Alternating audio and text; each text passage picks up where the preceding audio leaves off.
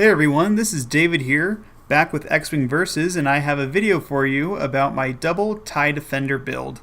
And so what I'll be going over in this video is the pilots in this build, the cards, and also some tips for placement. So to start out, I'm going to start with Rexler Brath. He is the highest pilot skill in this build. He's level 10. And his pilot ability reads, after he performs an attack that deals damage, he can spend a focus token to turn all face down damage cards face up that have been dealt to an opponent. So that means if he just dealt a card and there's already like 3 cards on that opponent, that ship just has to turn them all up for a focus token. And this build revolves around handing out focus tokens because of the TIE Shuttle. The other cards that are on Rexler is an ion cannon, so that he can, attack with ion damage. And so if it rolls 3 dice, ranges 1 to 3, and if it hits, you cancel dice results, you deal 1 damage and an ionization token. There is also a twin ion engine on him. This just allows him, if he for some reason gets stressed in any way, he'll be able to shed it very easily. If you look at the TIE's dial, the only green maneuvers are straight maneuvers. With the twin ion engine, it makes all bank maneuvers green, so that just makes it easier to shed your stress in a less predictable fashion. Veteran Instincts makes him level 10, and then also the TIE title enables him to attack twice. And so, a note about the difference between the TIE title and the TIE X7 title.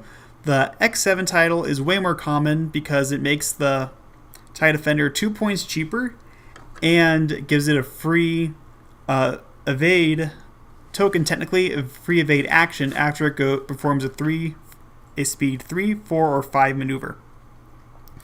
And I just see it as you pay 2 points for the ability to attack twice, which I want to experiment to see if that is worth it. I personally really like the idea of attacking twice and dealing lots of damage. And so that's why kind of the philosophy behind this build is just dealing lots of damage, and Rexler kind of epitomizes that with being able to turn all damage cards face up into criticals for a focus token. The next pilot in this build is Countess Triad, and so she's pilot skill 7 thanks to Veteran Instincts, and her pilot abilities reads, when she reveals a straight maneuver, she may treat it as a K-turn maneuver. And this is great because all straights are green, and so she can perform green K-turns at just about any speed except 1. And so that's super good for shedding stress, and also just placement, just where she can be the next turn. And because of that, you don't necessarily need the twin ion engine that I gave her in this build. That's just kind of helpful, and if you want, you can discard it from this build, and then this build will be 99 points, and so that gives you an initiative bid. She also has ion cannon, does the same thing it does on Rexler Brath and the TIE title. So other than that, she is exactly the same, but you also notice that I put flechette cannon up above the other 4 cards, and that's because it's pretty valuable also to be able to deal stress attacks. In a practice game, I used this build, and afterward I was thinking about it, and I realized it would have been really helpful to be able to deal stress and prevent my opponent from either taking actions or forcing him to pull a green maneuver, which is more predictable, and if he still wanted to perform his actions the next turn. And so that's a pretty powerful option, bringing the flechette cannon, and that'll also make this build 99 points because it's just 2 points instead of 3 like the ion cannon. And so that's another way to get the initiative build to make this build 99 points. The final ship in this build is the TIE Shuttle. And technically the TIE Shuttle is a TIE bomber, and as you can see, I chose the Skimitar Squadron pilot skill 2, and it's 16 points. And this is one of the reasons why I brought it. Super cheap, and it's totally worth it to bring the TIE Shuttle.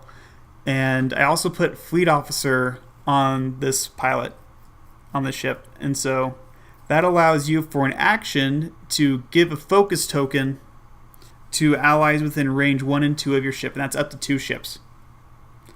And then you receive a stress token, which is kind of funny. Looking back, I totally forgot to do that in the game I played with it, so that's good to know for later. But yeah, and so this is kind of the crux and the center of this build. Is this TIE bomber is able to hand out those focus tokens to both Rexler, so he can use one necessary to attack, but then turn damage cards face up. But also you can use those focus tokens on defense. And same with Countess, she can use them to attack and also to defend, which is great because both those ships attack twice. So it's a very, very powerful option. And another very important note is maneuvering. So because you have to be within range 1 to 2, it's kind of predictable where your ships are going to be, because if you want to take advantage of that, they have to be relatively close together. So to avoid like bombs and area of effect attacks, you have to be careful when you're placing your ships. As you can see on the screen, you can use the range ruler and just, in my example, you put the TIE bomber in the middle and then place both defenders on the outside of the edges of the range ruler. That makes sure they're basically at range 1.5. So they're not close enough to be dealt bomb or area of effect damage, but they can still get the free focus token it's free to them.